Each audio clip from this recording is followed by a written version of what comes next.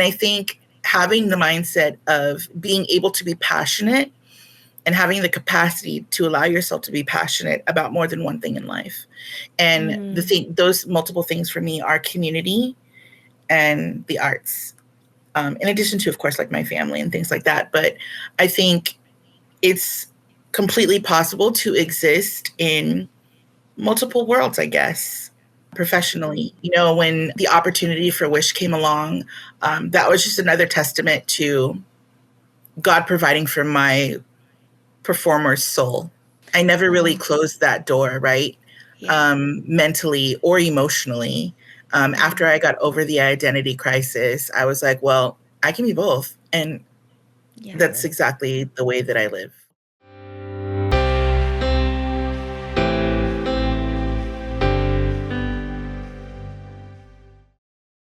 Today's guest is Jennifer Kumiyama, really known as Kumi. She is a friend of mine, and I worked with her together on the show Aladdin at Disney California Adventure. She was born with arthrogryposis and uses a wheelchair daily. She earned a spot on Warner Brothers reality TV show Pop Stars and earned national accolades from many publications, including Variety Magazine and TV Guide, referring to her as the girl in the wheelchair whose voice blew everyone out of the water. And she really does have an amazing voice. If you get to hear her, listen to her in the movie Wish. She is the voice of Dahlia. And she also won Miss Wheelchair California and Miss Wheelchair America in 2011 as first runner-up. And during her reign, she really spread the message of hope through her platform, empowering children with disabilities to make their own dreams come true. And we are just so excited to share Kumi with you. She is currently the City of Long Beach Citywide Accessibility Coordinator. And I promise you, I know the cat is in front of our camera right now and it's jiggling the camera, but I promise you, watch this on YouTube. You'll see the cat. You are not going to want to miss this episode. She is incredible. Hey, my name is Kat. And I'm Lee. And welcome to the Wildly Wealthy Life podcast. In this show, we explore the journey of what it means to live a truly exceptional and fulfilling life. Each episode focuses on how a foundation of brilliant minds and brave hearts nurtured through the arts leads to lifelong success. Get inspired with actionable tips to foster a growth mindset, leadership values, and creativity in children and adults, turning their potential into lasting contributions for their communities. We hope that you embrace the challenge to shift your perspective as we equip you and the next generation for a wildly wealthy life.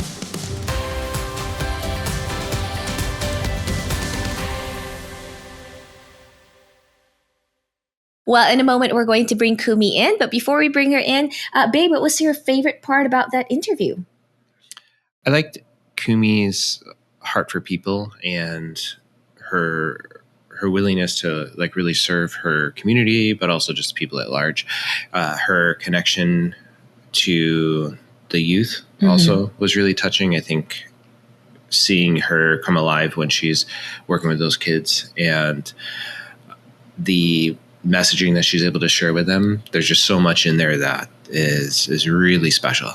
Yeah, I really love, I've known Kumi through our work together on Aladdin, but I know her from there, but it's not like we talk every day. So I didn't even know the stuff that she does with the youth and especially, youth with disabilities and how she's really giving them a way to know themselves, a way to also exercise their leadership values and skills, a way to help them who know who they are as people and their worth. And so I just really love what Kumi is doing. So if you're a parent or an educator and you just want some tips on how to mentor the youth, this is an episode that's for you.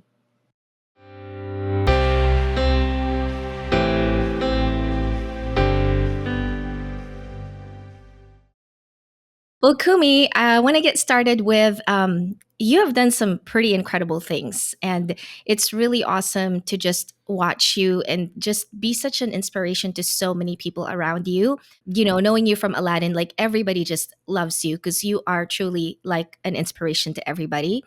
Growing up, what are some of the leadership values that you feel like you learned as a child that you carry on to now as an adult that has allowed you to accomplish so many things? I'm the oldest of 6 kids, and my father was in the military. And the mindset in my household was you all either swim together or you sink together. And I think that really made us, as threatening and traumatic as that sound, I think that really made us 6 kids learn how to live as a unit and a team. And I think we really did develop those team skills. You know, we were there for each other. Chores had to be done by a certain time. So if one person was finished before, they'd help the other person, and vice versa. We were all responsible for making sure that our homework was done before dinner. So it was a lot of us sitting around the table and helping each other complete homework. And of course, our parents were there to guide us and what have you. But you know, because there was 6 of us, there was somebody at the table who knew what somebody might need help with in homework, aside from me being the oldest. So, you know, it was very much that mentality in the household that we are a team and that we need each other to thrive. And when somebody needs help, you're always there for that person, and vice versa. So I think that really, really helped develop my mentality of kind of really focusing on community. I'm very, very close with my community outside of my family, the people that I live next to and with each other in this great city. Like, it's the same thing when we were kids. You know, what does somebody need? How can we help? How can we connect them to the resources that they need to thrive? Yeah. Now that you're sharing this, I could totally see, like, oh yeah, that's exactly how you were when we were working together. That's really awesome. Do you see yourself like as the big sister when you step into the room for everybody, or? It's so funny that you asked that, because when I started working after Aladdin closed in the local councilwoman's office, I was a 36-year-old intern. Like, that is not something that you really hear of. That's not normal. Yeah. It's not typical. I don't want to say normal, but so I found myself really learning people and having to be okay with, I don't have an issue with how old you are, how old you're not. But if, you know, if you can help me better understand something, so I can therefore help somebody else and do my job better, then that's the kind of relationship that I'm open to work-wise. But sometimes, you know, where I do definitely feel like sister, especially when I see chaos and people stressed out, I'm like, everybody stop. What are we doing? What needs to be done now? What can we not help that we just have to let it go, because sometimes there's nothing you can do about things. So my mentality is always to help people differentiate what is worth stressing out about and what you have to kind of let go. We can't have control over everything. And, you know, we live in such an urgency culture, and it's so unhealthy. You know, what needs to be done right now in this moment? Not everything is a priority. We have to learn how to set realistic priorities.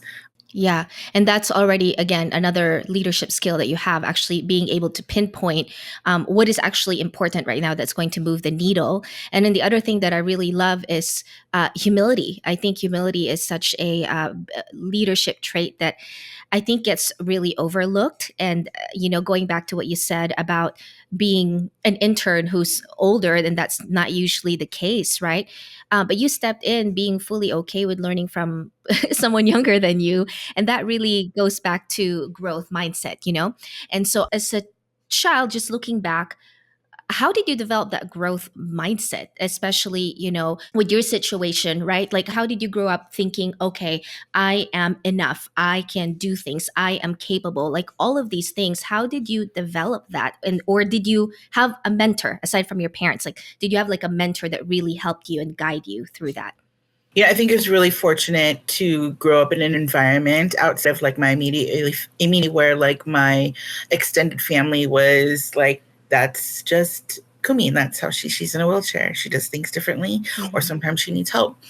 I think I really found myself in kind of exercising growth mindset when I hit about my 30s, right? After I took over the Miss Wheelchair California Foundation and was working at Disney full time, I was juggling multiple tasks, including my day-to-day job, which, you know, was the primary source of income for me to do things outside of that job, like Miss Wheelchair California. So I think just really, okay, well, I have to do the show now. It started really simple. I have to do the show now. I have to do these 4 shows. What can I do during break? During breaks, I prioritize things that I need to do, phone calls that I need to make. And even today, like, you know, as a former legislative staffer, I had a great experience, and I'm not knocking that experience at all, but I think working in the political realm can really lead to like an unhealthy lifestyle of, again, like living in that urgency culture, or, prioritizing work over self and health and things like that. I think that's where I was like, okay, what can I do now again? And then what can I focus on later? Because not everything is going to be, the best that it could potentially be unless it receives the amount of focus that it deserves. When President Roosevelt passed away in his sleep, they found a book under his pillow, proof that even in his final moments, he never stopped learning. That's what true leaders do. Leaders are readers.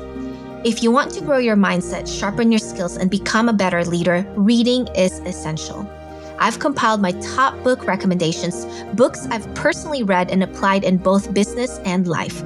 These books have transformed the way I think, lead, and live. So, are you ready to grow? Check out my book list at wildlywealthyLifepodcast.com/mytools and grow 1% better every day.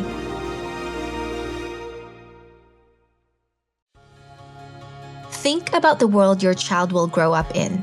Fast-paced, ever-changing, filled with challenges. But what if they had the mindset, courage, and the creativity to thrive no matter what?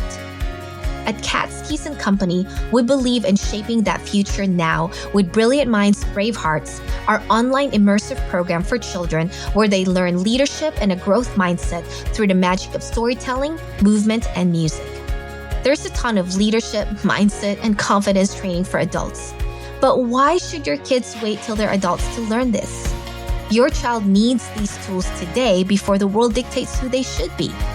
Imagine raising kids that know the power of their thoughts, the capacity to navigate emotions, and the courage to live boldly.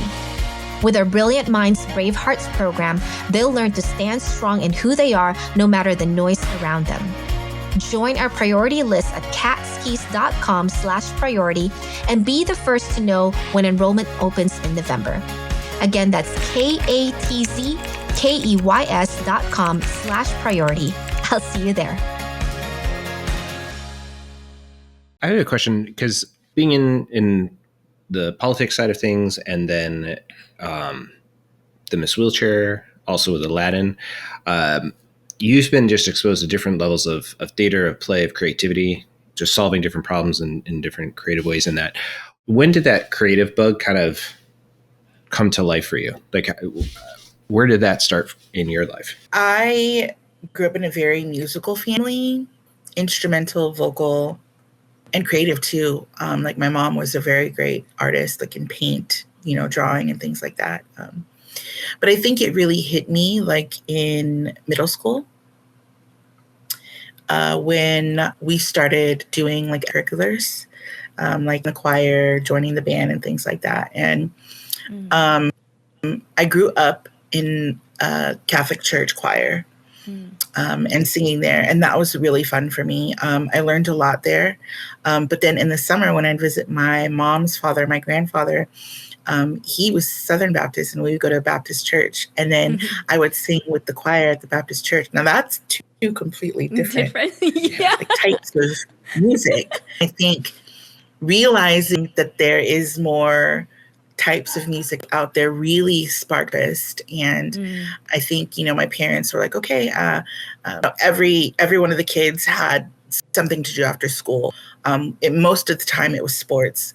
And with me, they were like, well, what do you want to do? And you have to do something. You can't just do nothing. Yeah. I think essentially they're like, you have to get out of my house after school because we need time. All these kids need to go do their extracurriculars. But I think it was really at that time where I got bit by the bug, making friends in choir and theater and going to other shows, like community theater or high school. And then, in high school going to like regional theater and so on and so forth. I think that's when I really realized that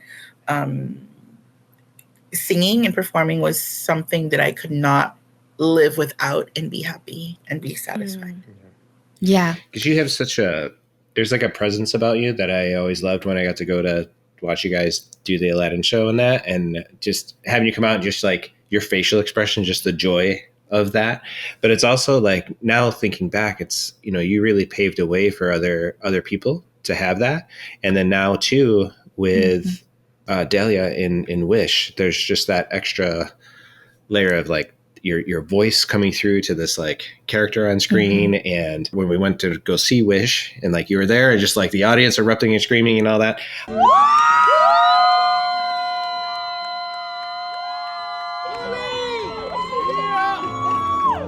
How have those moments kind of inspired you to keep going, to live your best life, you know, to really kind of raise the bar in your own process of doing life? First of all, I was so grateful to share that with both of you at theater, and I really loved having like my Aladdin fair and, you know, the extension of that family, others and kids, and, you know, even mothers and fathers of our former castmates were in attendance.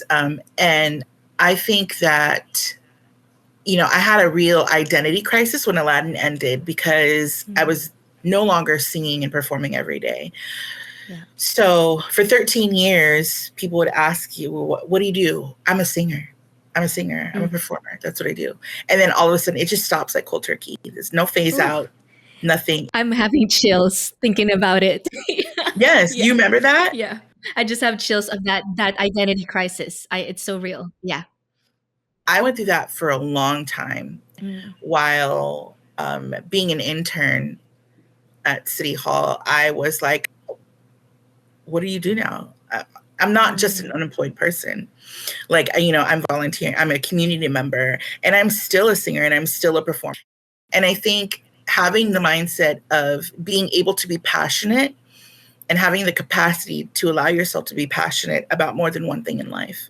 And those multiple things for me are community and the arts, in addition to, of course, like my family and things like that. But I think it's completely possible to exist in multiple worlds, I guess, professionally. You know, when the opportunity for Wish came along, that was just another testament to God providing for my performer's soul. Yeah. I never really closed that door, right? Yeah. Mentally or emotionally. After I got over the identity crisis, I was like, well, I can be both. And that's exactly the way that I live. You know, I still do have a regular 9-to-5 job, and I do go to school, and, you know, I still audition. Yeah. I audition often, very often. So I love that. Oh gosh, there's so many there to unpack. Just even just the process of going through the identity crisis and all of that, and the realization that we are multifaceted beings, and just because we connected with being a singer as our identity doesn't mean that that goes away when that job goes away. And it's really incredible that you share that. Now, leading up to the project with Wish, right? Leading up to that, obviously, like I feel that too. Like if I haven't done a performing job in a while and I go to audition for something, right? I have a lot of fears, right? It's like, do I even know how to do this? Do I even belong here still? You know? So there's a lot of limiting beliefs. Can you pinpoint maybe a specific limiting belief that really maybe gripped you, and how you overcame that in the process of getting into the movie Wish? it's exactly that. Like, I don't sing every day. This instrument does not work the way it did, you know, when we ended in 2016. But, you know, I speak at a lot of schools, like grade schools. And I think the one thing that I tell kids who are on that path to be in this industry is that as performers, your only job is to do your best. Your best. Yeah. You'll hear many, many no's, but there's no room to take those no's personally, because it's a very limited amount of people's like, dislike. So I always see them as like little gifts, right? You know, it's so funny that, just to go back a little bit, we always think that we want what's best for us, and we think that we know what's best for us. But I am a firm believer that God will provide what is best for you when the time is right. And I think that is very much so my frame of thought when I go to these types of audition, and especially for Wish. I was like, oh gosh. First of all, I was really intimidated because they were like, oh, they're all teenagers. I was like, what? I was like, I don't think I sound like a teenager, but okay. So, the best that you could do is, I got coached.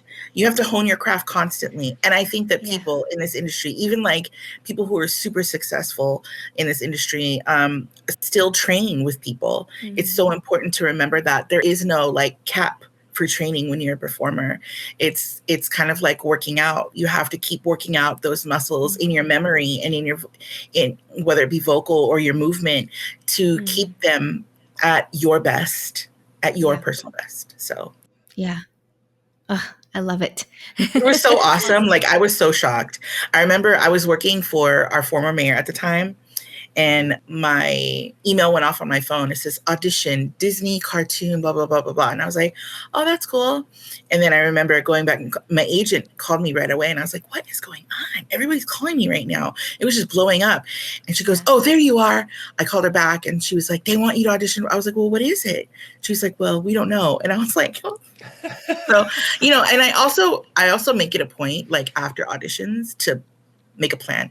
Like I auditioned virtually, but I also made a plan afterwards to the person that helped me audition to go out and see a movie, like just to get distracted and not, I don't want to allow any like downtime for my brain to start spiraling, because that's just who I am. Yeah. Oh, and I love that you know that about yourself and you know how to kind of navigate through all of that, because I think as performers, as artists, there's so many things going in our brain, and and the stuff that the imposter syndrome is huge, right? Like that, it's just so real, and not just us in the artist world, but I think with everybody. I think there's just this epidemic of we feel like we're never enough, because of everything that we see on social media. It always feels like we're not enough. Yeah. There's this like unhealthy perfectionism that comes along with, not just this industry. Yeah. Right? Yeah. It can't just be this industry. Yeah. It's everywhere. And I think it has to do with the culture of work in this country. Yeah. Awesome. So with the more in the political realm that you're in right now, do you feel a lot of similarities between that? Because you said you were a 30-plus-year-old intern, kind of a new area, new ground. Now, with the work that you're doing, do you feel like a lot of those same fears and kind of burdens you have to kind of press through every day? Do you feel confident now where you're at? I do feel confident where I'm at, but there's always room to learn more. In my day-to-day job, I'm the Citywide Accessibility Coordinator for the city of Long Beach. This role requires me to make sure that the city is in compliant with specific titles of the Americans with Disabilities Act, which is pretty much people with disabilities civil rights law. Yeah. And I don't have a law background, so of course it seems very intimidating, but I feel like I learn something every single day, if sometimes even from hour to hour. And it's just great to be able to build that like toolbox of things that I need to help me do my job at the level that I need to better serve the community. But I definitely do feel a lot more comfortable navigating, the local government process and helping people navigate the local government process. On the other end of a government phone, you'll find very often that people are calling you at their very last straw. Like they've talked to everybody and gotten nowhere at all. Yeah. So I think, it's really helpful to have had that experience of, knowing how to dispatch issues to different departments in the city, and to how to really talk to, and I like people. I've always liked people. So how to talk to people and kind of bring them down a little bit and help them figure out the issue, but also empower them to be able to address issues on their own in the future. Yeah. So I think that's where I feel really confident. I love that. When it comes to creativity, what do you think is, your kind of like your definition, your view on creativity, and how does that help you, especially in your position right now? So when a lot of people think about government, they think about, oh gosh, it's so boring, right? So, and it can be if you deliver it in a boring manner. And it's so interesting because I'm taking this communications class at school right now, and I'm reading this book called To Facilitate Student Success and Lessons from Instructional Communication and Educational Psychology. So what can I do to make this information for people? And as you know, when we were locked down in that dungeon, we are very creative beings. We made all kinds of videos. We, and I think, it helps to have that entertainment background and to be able to facilitate meetings that would typically seem kind of boring and make them more interesting for a wide variety of people. And I think that really helps. My job also entails a lot of event planning and executing.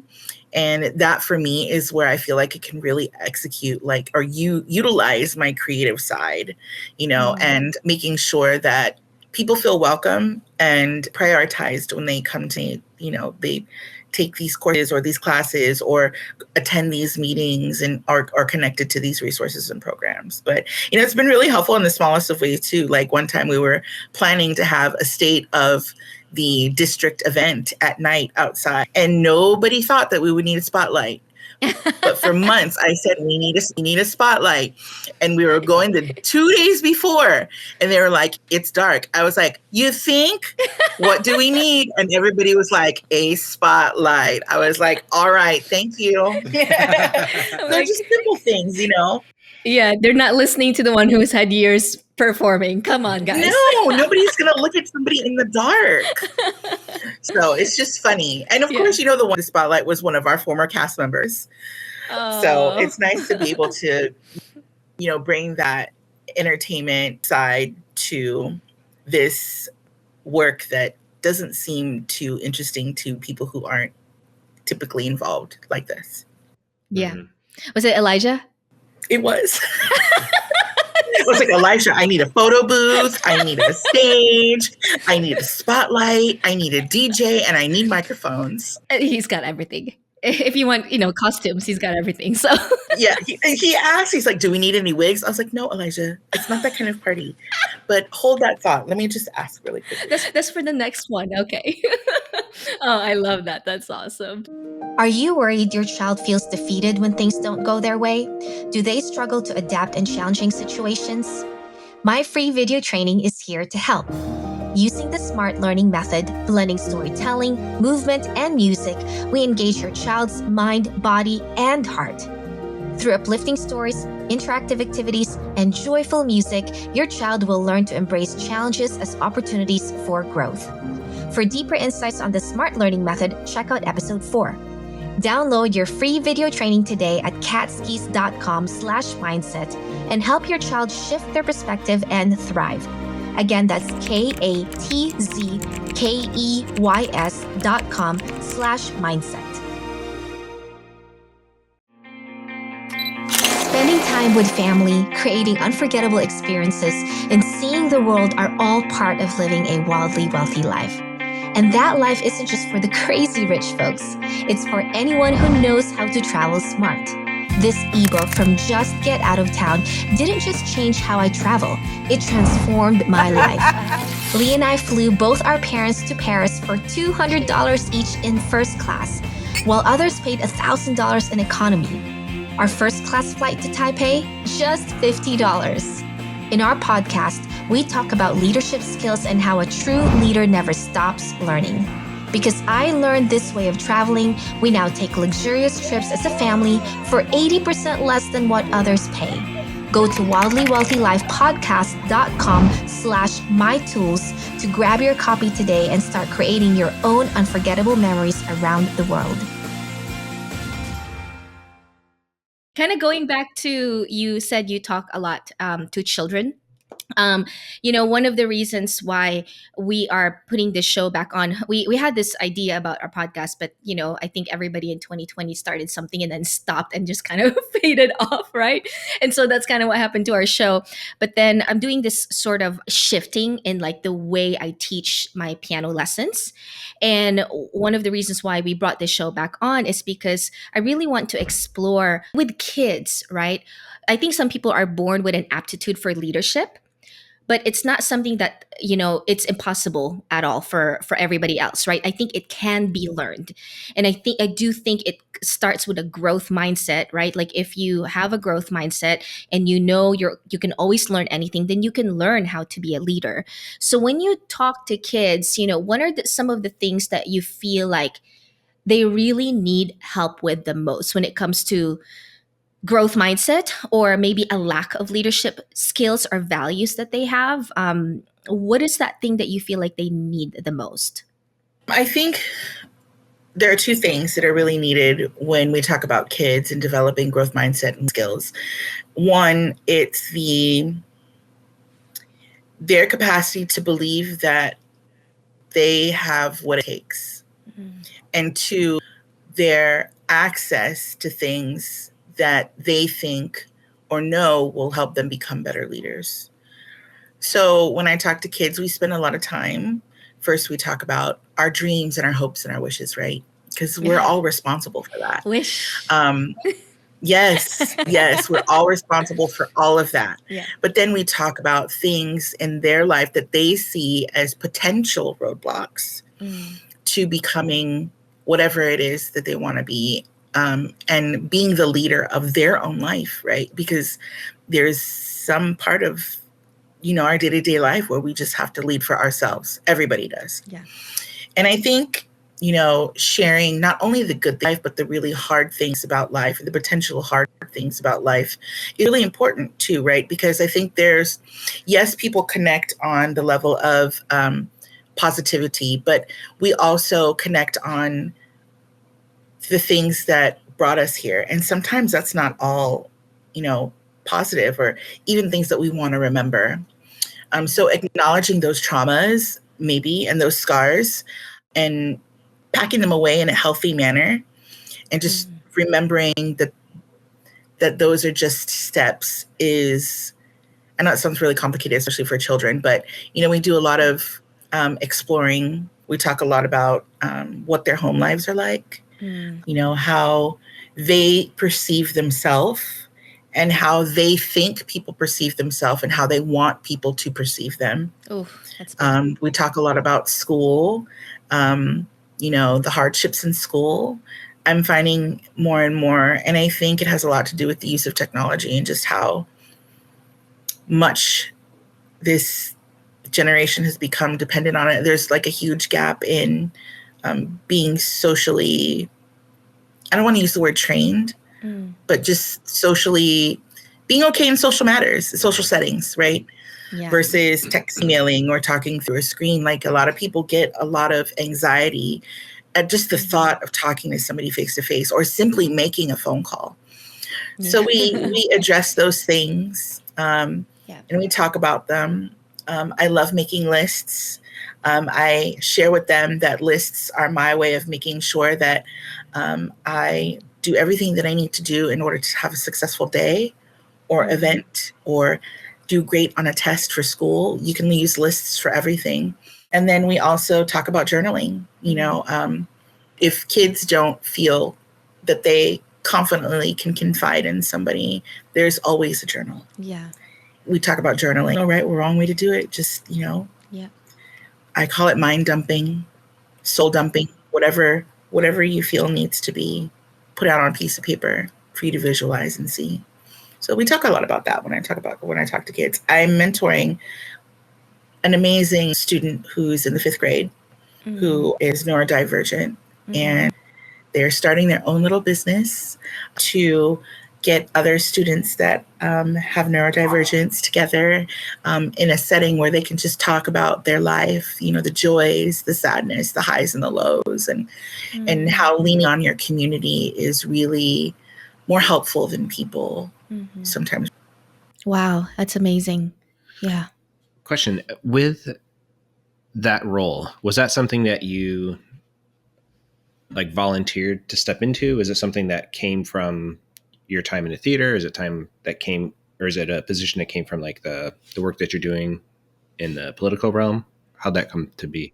So I founded Long Beach Disability Pride toward the end of the pandemic, right? We were all finding ourselves isolated, and many people with disabilities already live isolation, and that was just compounded by everything that was going on with the whole pandemic. So sometimes at these events, I'll have people come up to me and say, you know, I'm doing this project. I would really love if you could take a look. And, you know, I'm very realistic with my schedule and my time. And I don't want to half give myself to somebody as a mentor or anything like that. So some of these meetings turn into a mentor-mentee type of relationship. And some of them, you know, it's just a one-off. Do you have any advice for me? And that's it. You know, there is someone that I met through Long Beach Disability Pride. And right now I have 3 mentees. One is in college and they're neurodivergent as well, and they're an author. And then the other one is actually a parent who's significantly older than me, of a child with a disability, who really wants to get into, you know, voiceovers and things like that. And so it varies. I tend to go with my heart, and typically my heart is pretty much right, you know. I don't just mentor everybody. Like if I feel that the person is really, really like dedicated to doing the work and you know, being present and making the meetings and things like that, then, you know, it's give and take. But you know, somebody did it to me when I was younger, and many mentors, whether they were teachers or people at church or people in the community. So, and that's what community's for, you know, and we're there to lean on each other and be there for each other. And talking about mentorship and, you know, coaching kids, right? Being there for them and being that kind of guide for them. Why is it important for kids to have that? Because, you know, versus like looking up to their parents and letting the parents to be the only guide, you know, why is it important for a child to obviously have amazing parents, but also have a great mentor? So when I was younger, my dad would come see my little concerts, right?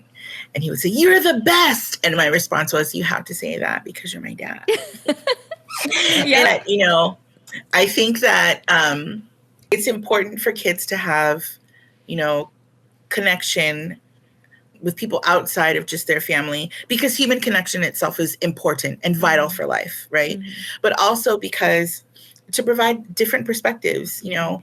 And I'm not saying that all perspectives matter, but, you know, I also think it puts the onus on the child to become a part of a community, to learn more, and then like I always tell people, if somebody's pulling you up the ladder and there will come a point where you feel like you can let go with one hand and reach around and grab behind you. And that's always what the mentor-mentee relationship should look like, right? So, you know, I'm grateful for what my parents did, 100%. But I'm also really equally grateful they pushed me to go outside of the home, to do community theater, to join these choirs, to attend, you know, and perform in these concerts with friends, et cetera, and at church. It's just a part of life. 2 churches, Catholic and Baptist. One was not enough. Yes, 2 churches. And I've definitely found like a church in my community, you know? Yeah. So I want kids to be able to feel like they can rely on their community like that as well. Yeah. That's great. Wonderful. Do you have any more parting questions for Kumi as we're wrapping it up? I was going to. Oh, yeah. Okay. I wasn't sure. Go for it. Feeling the vibe between the two. When Go to for jump it. in, when not to. No, it's more of like a comment, and I don't know if there's like feedback that you have on the end, but it's just awesome to hear like the experiences that you've had. They've all accumulated into where you are now, and I'm sure it's going to continue on going through, and the gifts that God has given you in voice and talent, in patience and leadership has really just accelerated, you know, as you go on with life. And now what I'm seeing is the gifts that you were given, you're sharing that downstream, so to speak. But those kids now, like the one that you mentioned who's starting their own business, like that acceleration, you know, and the impact that I think you're having without, maybe you know it, maybe not, but the impact that you have by giving back, you know, it's such like a, you know, we can be that little pebble in a pond, or we can be like a big boulder and throw it down and huge waves and everything. It's just, yeah, it's just, I don't know. It's inspiring just hearing the way that you look at life, the way that you're sharing your life with others, and really pulling people up, as you said. It sounds like almost like you're grabbing them and like really nice hard whip to send them forward. But I just wanted to comment on that. That's all.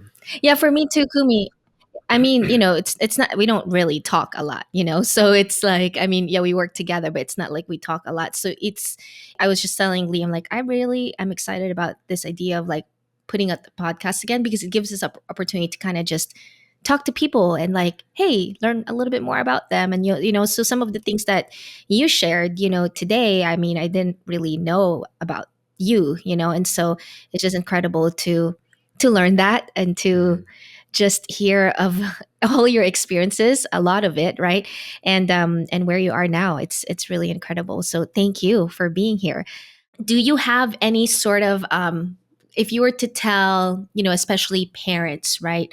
What is like the one thing that they can do for their kids to really help their kids grow up into this growth mindset and having a growth mindset and be leaders for life, not just in the future, but in the present, in their, how is this relatable to a third grader? Like how can a parent help that child become the leader that they need to be in the present, not just in the future?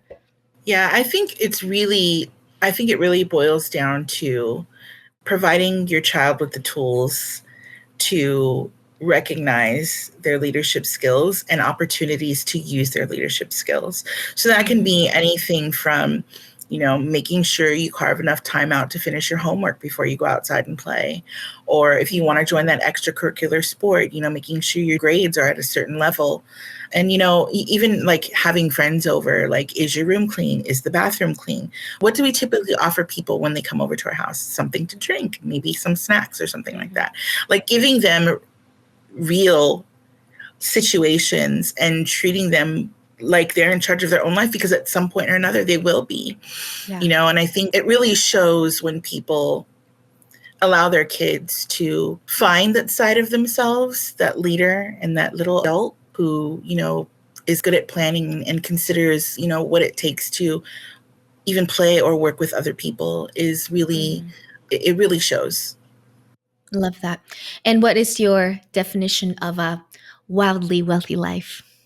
I think my definition of a wildly wealthy life is being immersed in having access to endless amounts of what makes you happy. It could be love, it could be laughter, it could be friendship, it could be traveling, it could be nature. Wealth can come in many different forms. We just have to realize that for ourselves, what makes us happy.